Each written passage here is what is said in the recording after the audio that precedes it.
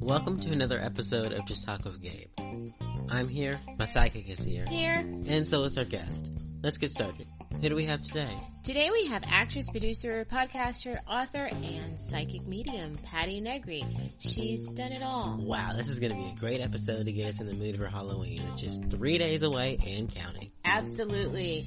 So, but before we get started, let's give a big shout out to our sponsors, Fade Life Clothing and BCK Online. Fade Life Clothing is a unique clothing line out of Atlanta, Georgia, geared towards those who love intoxicating style. And BCK Online is a digital online magazine that keeps you in the know and up to date on the lives of young entertainers, rising stars, parents, and much more. I'm glad they both joined us on our journey this season. Alright, go grab your snacks, sit back, relax, and enjoy the show. Enjoy the show!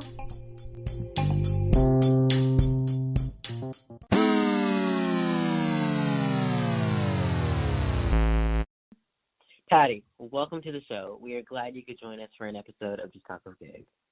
Thank you so much. I'm thrilled to be here, you guys. This is great. Thank you for being on. I know our listeners want us to dive right in. So let's get into it. Okay. You are a psychic medium, author, actress, producer, and podcaster. So what does it mean to be a psychic medium? Well, it means to be a psychic medium, the psychic part means you kind of see things like into future possibilities. I don't believe you see anything definitive because we were given free will, and I think people don't understand that, or even psychics who say this is going to happen, a bird's going to poop on your head when you walk out the door. It's like they just took away your power. We have free will. Don't walk out the door and the bird won't poop on your head. But we do see probabilities and like literally the probable path of things, and that is really great because then if you don't like the possible or probable path or what's in the way, you can switch it. So that's how I work as a psychic part. And the medium part just means I've been talking to the other side, dead people, elements, spirits, since I was a little kid. So wow. That's pretty neat. That is. I think that kind of leads us into our second question. When was the first time that you realized you were like a psychic medium, that you could talk to other people, not necessarily here? As long as I could remember. I remember being a little kid, literally a toddler, and just knowing that those supposed imaginary friends little kids have weren't imaginary. They were real spirits. There was the funny little guy in the closet, and the person that hung under the bed, the little spirit, and they were real. I got real information. I would, give factual things to my mom, and I just thought everybody could see them and talk to them and play with them, honestly. And I always had this little almost obsession with talking to the dead, but absolutely not in a morbid or dark way. Just they're there, want to talk to them. So I was literally 7 or 8 when I did my first seance. It was just like I went into the hallway of my little suburban house, and where there was no windows or lights, and stuffed towels under the doors, and I realized I didn't know dead people, so I called in Marilyn Monroe and John Kennedy and all the famous person the 7 or 8-year-old knew at the time.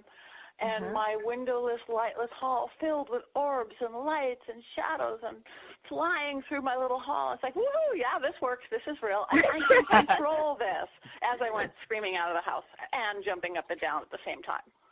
Wow. No, were your parents, did they have the same gift as you, or is it just you? I mean, does this thing become hereditary, or is it just you? I think it is hereditary on both sides. My dad certainly never. He was very left brain, very logical brain, very. Though his father was this big philosopher and wrote all these books on religion and philosophy, though he was very scientific based, more atheist based. But if I read his books compared to mine, there's so much similarity. These just different words. But I do believe from that kind of Turkish, Sephardic, Spanish side of my family, it's in the blood. But my mom's side really did do something with it. She was more from England, Ireland, and, I would say something about the spirit. She goes, oh, yeah, Grandma always saw her mother at the end of the bed, would always tell her when this was going to happen. So it was just kind of accepted and normal. So, again, luckily I was never, oh, this is bad, or this is of something dark or evil. It was just like, yeah, okay. Never taken out of me, yeah. Okay. So we are pretty sure that you've gotten a wide range of reactions from all that you do. So, like, what has been the one reaction that stuck with you? I think when people get fear, that cracks me up. It's like, and it's not just fear. Oh, you can talk to dead people. It's people are afraid I'm going to read their mind or something, which I choose not to do, even if I could. I do have an on-off switch. I do not want to go to the grocery store and go, your mother wants to talk to you. No, off switch. I'm just going to be normal now. I'm not sitting. But I think it just kind of cracks me up when people get really afraid, and it's not so much because of what I'm seeing. It's like they're afraid of their inner secrets. Like I'm going to bring them out. So it gets to the point of funny. It's like relax. Or the opposite of it, people who won't leave you alone. Just like, okay, you're not 6 inches away. Go home. Exactly. Now, does that happen to you? Like, are you at like a grocery store or something, and someone is like bothering you to say something to someone else? Does that happen, or do you like, can you leave me alone? Can you? I'm shopping for, I don't know, spam right now. Just go away. When I get recognized in store just from TV shows or things like that, then that's just my irregular. Oh, I love you on this, and those people are really sweet. Rarely do I have somebody go, and now talk to my mother, will you? Because again, there's that little shock value. So I don't have that too much, luckily. Oh, but I love people, so I don't mind talking to people. People are cool. Humans, we are the funnest breed, funnest species. We are. It's really fun. I think having such a good gift, or an interesting gift, it makes you even more in tune to people. Yeah, it makes you like unique. Yeah, absolutely. Okay, so thanks. Hey, as an actress and producer, you have appeared on many projects. So one in particular being the famous reality travel show Ghost Adventure. Yes. So people hear about all the strange experiences all the time. Can you tell us one of the funniest experiences that you had on the show? Yeah, one of the funniest experiences was even before the ghosty stuff happened. I love working with Zach and the guys because, honestly, whatever people think of it, it is so in the moment. They would keep me literally blindfolded in the trunk of the car if they had to not know where I'm going or not know what's happening. They'd know little hints of like, oh, somebody died there. It's just you walk in blind, Patty, and you tell us what happened. I'm always a little worried, like, oh gosh, what if I don't get it? What if I get crickets? But the places they send me are so charged. It's like, okay, yeah, this happened over here and this happened over there. So it's an adventure. But the funniest thing was last year. It was again pretty last minute thing. They go, okay, fly to Arizona, fly to Phoenix, Scottsdale. We have this house we want you to come check out. Okay, and usually they would always have like production assistant pick you up, but they're like, oh, you've done the show so many times, we'll just rent you a car and get in the car and go. And I'm like, okay. I go, but can I have an address? I'm not that good of a psychic. I need an address where to go. Not that good. Oh, yeah. So go here. So I'm driving, and I'm driving past Phoenix, and I'm in the desert in Arizona, and I drive past Scottsdale, and I'm on this long, long road going into the middle of nowhere, and then I'm off the paved road. I'm on a dirt road in the desert going, where am I going? And I get to this very isolated house, and there's no crew. There's no vans. There's one little car with Justin, the new tech guy, the equipment tech, sitting there in his little rental car. I'm like, hey, Justin, where's everybody? He goes, well, they'll be here soon. But then he's like, but don't get out of the car. Why? Because there's killer pigs. What? Yeah, there's javelina. There's hordes of killer pigs. They were here last night. We were shooting. I'm like, oh, okay. I'm a city girl. No, I'll sit in the car. I'm good. Ooh, killer pigs. I'm thinking I'm sitting here looking around this big empty desert just before sundown. And then he goes, oh, yeah. And then there's the scorpions. I'm like, what? No. He goes, yeah, they're everywhere. He goes, but if you have a black light, they glow in the dark and you can see them. And I'm like, I don't have a black light. I'm in a rental car in the middle of the desert. Okay, I'm getting like squished into the car, and then I swear, almost like a candid camera or a hidden camera TV show, all of a sudden the wind whips up through the palm trees and the cactus and everything, and he goes, oh yeah, and then there's valley fever.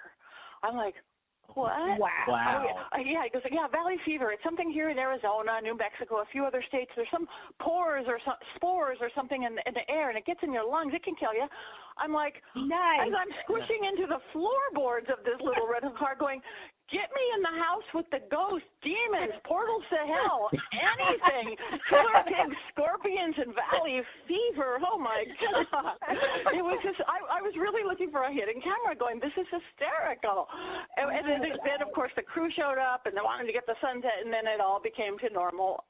But that was, it was almost like a comedy tune. It could not have been written better. It's like, oh, that's the next thing. So that was my funniest, I must say, in my adventure. Oh, that is hilarious. Yeah, that's amazing. As a producer, what is the one project that you produced that stands out among the rest, and why? What's really funny is it's not a TV or a movie or anything. It was a live show, because my producer, we would produce these live interactive shows, and I was hired to teach ethics to oilmen, people in oil. I guess it's some kind of required learning, like in every business you have to do. And these oil guys didn't like the ethics class, so they would go hide or go smoke in the bathroom or play hooky, all these grown-ups. So I took on the challenge to create it as a game show, Ethics Jeopardy. And they handed me 1,000-page, this is their ethics Bible. And I'm like, oh, okay, I've got to turn this into a comedy sketch game show. So I think because, again, I like a challenge, so that was my stand. And we kept them in. They didn't go to the bathroom and hide and smoke, and they played along, and hopefully they got some information. I think because that was a really good challenge and fun. So as far as producing, that was a good one. That does sound, that sounds like a good one. That really, in your world as an actress, you've worked with so many A-listers and amazing talents like Jon Voight, Chevy Chase, Gregory Hines, who was an amazing dancer, Emma Stone. The list for you goes on and on and on. What has been, I guess, the most memorable project and for you, and why? I think it's a couple. One was Gregory Hines, because I'm a dancer. I was a tap dancer, and the movie was actually a dance movie. It was called Arms for Peace with Chevy Chase and Gregory Hines, and I was hired as a dancer. I just had a few lines. It was a small part. This was decades ago, but it was with my hero, Gregory Hines. I'm a tapper. And I was hired to dance, and there was a choreographer. But then when we're on set, I think we were filming for a week or so up in Santa Barbara or something, and Gregory Hines I'm a dancer. I'm going to choreograph this. And I was just in seventh heaven. I'm like, I am dancing with Gregory Hines. William Friedkin was directing, and he was kind of crazy right then, and there was hundreds of people, and I am here dancing with Gregory Hines. It was just like my little girl dream come true. So again, it's not even a big part, but it's just when you get to work with a hero, it was really great. Oh, that does sound amazing. Yeah, and I think the other one was actually also a small part. It's not the big part stuff. It's those ones that really mean something to you. It was again, one of my first parts. I was filming a redo of Alfred Hitchcock Presents, and I had a small role, but Burt Reynolds was directing, and I got I got to work with Martin Sheen and Robbie Casey and Parker Stevenson. It was this whole kind of A-listers who don't usually do TV special thing. And I was so nervous because I was used to more doing, low-budget stuff with B actors, and I'm like, oh, my God. And Martin Sheen, he just took me by the hand, and with his beautiful eyes, he goes, probably saw how nervous I was. He goes, this isn't brain surgery. He goes, just have fun with it. He goes, we're playing here. I'm like, oh, and he put me at ease so much. It was he's such a beautiful spirit, such a beautiful man. Oh, that sounds awesome. Yeah. And somebody just tells you, just roll with it. And of course it's Martin Sheen. You're like, okay. Yes, I know. And it's because people, when you get a certain level in the business, there's a reason that they do, and so many of them are just such beautiful spirits and souls, and so sweet. People don't kind of get that, I think, or you hear about the ego ones, or you hear about the not so great ones, but most of them are pretty amazing humans. That's true. You're right. That's 100% correct. So you're passionate about self-empowerment and awareness. Yeah. Tell us why this is so important and how do you help others? Okay, well, because I am my own best enemy. I found out I had a health issue when I was like teen, and I was a victim for like from 15 to 30, and had created the health issues, allowed the health issues, became victim. And at 30, when it was all these prognoses were really bad, it's like, I am done with this. We are amazing. Every one of those issues went away. Every one of those things went away. So at 50, instead of being dead or in a wheelchair at best with fractured back like they said, I decided to do the world's biggest obstacle course, Wipeout, that old TV show with the big balls. Oh, I used to love that show. Yes, I beat 70,000. It's my hobby. I beat 70,000 people to get on that and just say, look at what we can do as people. And then in my career of working with people one-on-one, which I do, my sessions, my coaching, I just see how powerful we are, but we give away our power all the time. We all do, into different areas. Sometimes we have our power in our career, but not in our love life. And we give our power away to other people. We give our power away to false self-limiting belief systems. We give our power away to fear all the time. And it's such a tiny little tweak of perception change, view change, to go, oh, look who I am. I'm pretty superhuman. I can do this. That's true. You're 100% correct on that. Mm-hmm. Absolutely. Well, Patti, it's time for a commercial break. Would you stay with us and have a fun round after we come back? I'd be honored to. All right, then we'll be right back after the end of this message. Absolutely. Okay. Back to the show, everyone. Welcome back. And if you guys have not downloaded the Anchor.fm app, Do it and start making your own podcast today. Hey, Patti, welcome back. Thank you. All right, let's get into the next round of questions. I like the next round. It's the fun round. Okay. Okay. So what is the strangest question you've been asked as a psychic? The strangest, funniest questions are people actually trying to test me. It'll be something like, what did I have for lunch? Like, who cares? I don't know. Why does it matter? Those are the funniest ones, because it's like, I understand, you want, and I do give confirmation of something, even if it's my mediumship. It's like, the spirits, I usually kind of ask them, okay, what is something that nobody will know, so they'll know I'm really talking to you? She always wore, pink socks. Okay, your mom always wore pink socks. There's a confirmation. But people just kind of don't realize that when they're first starting to work with me, and they test me. So I don't know what you had for lunch. So that's not a question that you're able to answer. No, I mean, that's not an energetic thing. I'm not mind reader, soothsayer, fortune teller. No. Yeah, I think people mix that up a lot. I think it's one of the stereotypes. Yeah, it's one of the stereotypes. I think so. Absolutely. Okay. So, as we mentioned earlier, you're also a podcaster. So who would be the ultimate guest that you'd love to interview?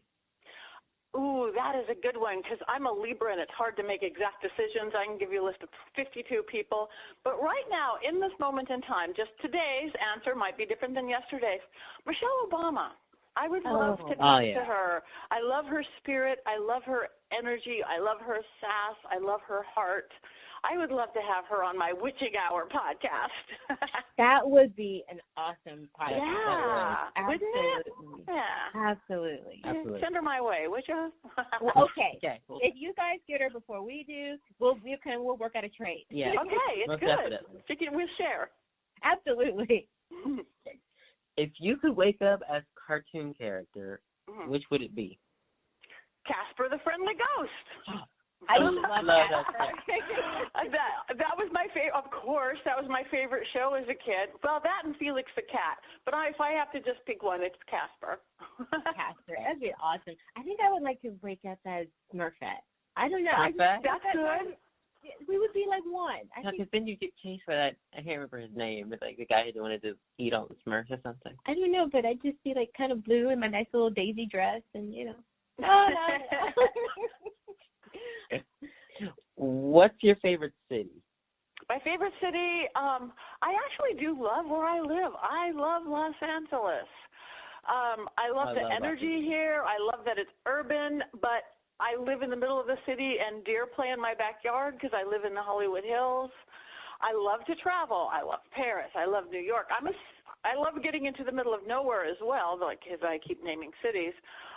But home is home. I really love my city, and we're going through a lot now with, quarantines and issues, but it's my home. I love my city. Okay. I love LA too. I love it too. Burbank is like the best. Yeah. Burbank is awesome. Burbank is so much fun. But now the main question I have for you, you have to tell us about Princess Dora, because she's a rock star. She is a rock star, and now she is a rock star in spirit, but believe me, she hangs around. We lost her a couple months ago, but she lives, yes. And but she's here. Boy, oh boy, is she here. People see her, we sense her. But yes, she was, I fell in love with dachshunds. I was actually, because of my production company where we did interactive, 20 years ago, I found myself running the Wiener National Dachshund races in the middle of nowhere in Texas, going, these are the smartest, funniest, stubbornest, cutest dogs I've ever seen. Must have one. So after my last dog, I got, all of a sudden, there's this little dog, this beautiful little funny, hammy little girl. Since I'm in the middle of Hollywood, I saw this casting thing they were looking for the world's most spoiled dog. I'm like, I might have the world's most spoiled dog. So she got cast in her first movie, and oh my God. She placed the camera. She could hit a mark. She could go mark 1, mark 2 without training. It's just like she was a reincarnation of some old movie star. She fell in love with it, and thus her career was born. She raced her whole 14 and a half years, the slowest dog ever on the track. She would always get the news shows. She did both wiener dog racing movies. She did lots of TV, lots of film. She loved free camera, like live game audience shows. She did one where we were trying to win this $5,000 bet, and you could not have a better kid. Even in her old years, just a couple years ago, when she was getting to be a senior and she was gray around the muzzle, she did this one show. It was a kind of like a competition game show, kind of like American Idol, but for smart people. And it was for smart people, not dancers or singers. And this little girl had this kind of memory that hold things, and they showed her pictures of like 50 dogs and what their favorite name was and toy was and treat was, and then out of the 50 pictures they showed them, they brought out 3. First they brought out this tiny little girl host with this great big dog, and she had to guess that. And then they brought out this regular sized guy, the neurosurgeon on the show, because it's all about braids, and a regular sized dog.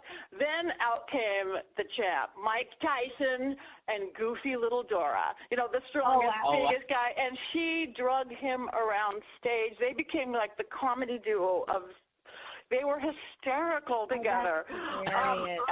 Sounds amazing. And the 3-camera show, if there's a studio audience, cameras are on cranes flying in, going around. She just ate it up. And again, she's an old girl. She was, 12, 13 by then. They even made a cover of a magazine. Mike Tyson and my Dora like right snuggling up to his ear, which is pretty funny. Oh, that is so cute. Wow. Yeah, she even raced last year at Los Alamitos. Again, the slowest dog there, because they don't race. They go in circles and have a tea party. But, yeah, she lived a full life, and now she's living a full spirit life. And when we get around to getting a new one, hopefully soon, she's going to completely train them, I am sure. I hope so. I hope so. Well, people need to go check out your website and take a look at Princess Dora, because I fell in love. I was like, Thank you. Yes, I guess I should put a little rest in peace up there, shouldn't I? Well, I guess I will. Okay. Again, it's not like she's gone. No, she'll still hang around for a while. Yeah, she will. So if you could only take 5 things to a desert island, what would they be? Okay, 5 things.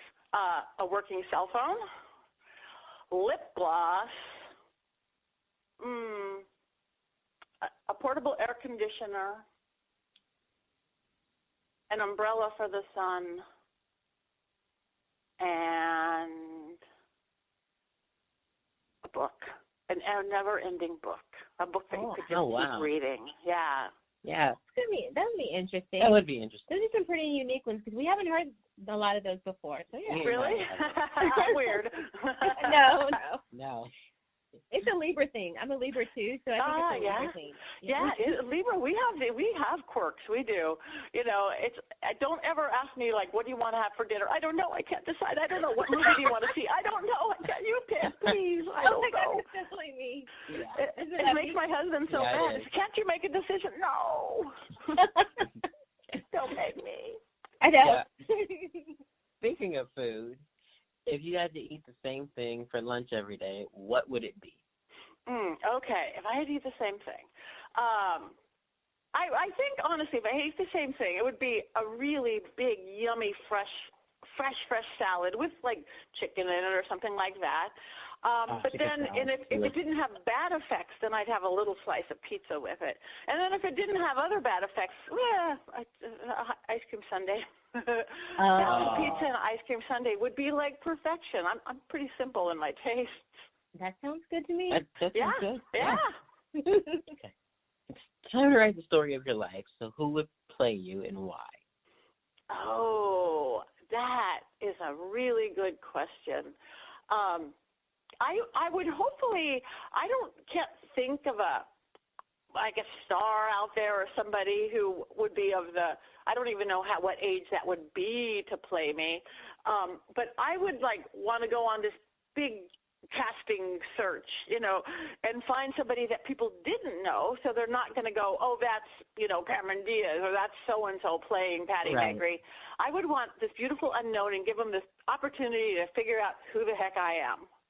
Oh, that's awesome. Because otherwise it's like, oh, this is so-and-so playing, which is cool. I got to play in a film. I got to play Jill Biden in a film.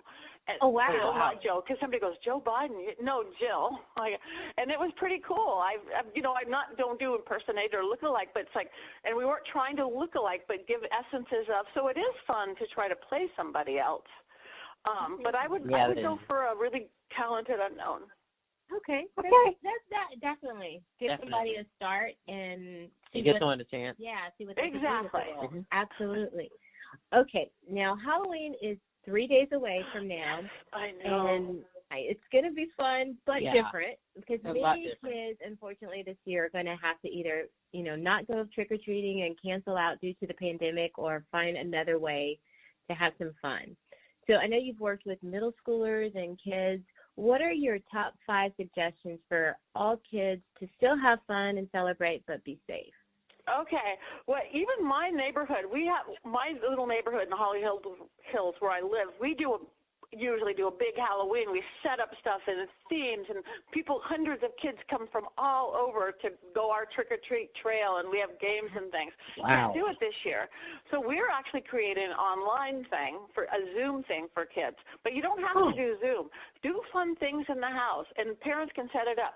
Come up with a in-the-house scavenger hunt, whether you hide things around or come up with a fingernail file, just like you do on a scavenger. Come up with a this, come up with a that, or hiding things around the house. Definitively come to pumpkin carving. Again, a little messy, but it is Halloween, and that's what you do, and that's going to be a safe thing. Write a little play, do sketch, get kids involved. Kids love creative and make-believe. Plus, also, to bring in a little seriousness, what Halloween really is Samhain. It's a pagan holiday, Samhain, and it's to celebrate the dead. Why not? It doesn't have to be ghost stories, but why don't we talk about dead grandma or grandpa, or maybe their great-great-grandparents they didn't know, and tell them a little story about it? Right. That's a great idea. That's a great idea. Because I know in Hispanic culture they have the ofrendas. And so that could be something that I think all kids would really love and learn about their heritage, where they come from. Yeah, and again, it is the day when the veil is thinnest between the worlds. And again, that's where the dress up and the jack-o'-lanterns came from, because the good and bad spirits would be out, and the jack-o'-lanterns would be scare away the bad, and you put on masks and costumes, to protect yourself. But it's when the veil is the thinnest, and it's to really celebrate that. So, again, you could do both funny things like spooky ghost stories and stuff around the campfire, even if you don't have a campfire and you're sitting at your dining room table. Celebrate your history, your beloved dead. It is a time to, put out that picture of Grandpa. Oh, that's amazing. That's a great idea. Those are great ideas. Thanks. what is the one thing you want your audience to know about you? That I have if people look at the weird things I've done, like the wipeout, or cured myself of weird illnesses, or not being able to cook and beat another 100,000 people to get on MasterChef, or not be that talented and beat another 100,000 people to get on America's Got Talent. That's just my hobby. To know that I am no better, I am no more talented, I am no more gifted, I am no more anything than each one of them. I just jumped in with both feet, and that they have that exact power. It's a gift, those perception change. I just want people to know that I am absolutely no better or smarter or anything else than them. I just jumped in. Turn your dial up. I like picturing radio dials. We all keep it at this safe 7.2, 8.5, so you don't wake up the neighbors. Ooh, what if you crank it up to 10? What if you crank it up to 11? Right. And then everybody can dance with you. Yeah. Absolutely. Right. So where can people find you on social media? Everywhere. My home base is pattinegri.com, my website. But Facebook, it's Patti Negri, but that's pretty full. You can follow me there. Go to Patti Negri Psychic Medium. Twitter is at Patti Negri. Instagram, it's Patti.Negri, because somebody else had not the dot. But yeah, and it all goes there to home base. But please like me, follow me. I post lots of stuff. I have fun newsletters that give you just real information. I don't try to sell anything. I teach classes for $10. There's lots of fun things if people really are interested in just kind of empowering their life and letting this next year coming in be maybe their most magical ever. Awesome. I think that is like the perfect way to end our show today. Thank you so much for coming on. We had a blast. Thank you. I had a blast. Again, great teamwork. Thank you. Thank you so much. We cannot wait to have you back on the show. So please keep us on your radar, because we'd love to have you back. I am there anytime. That was a great interview. We hope you enjoyed Patti as much as we did. Let us know what you do for Halloween. And yeah, that's it. So, peace.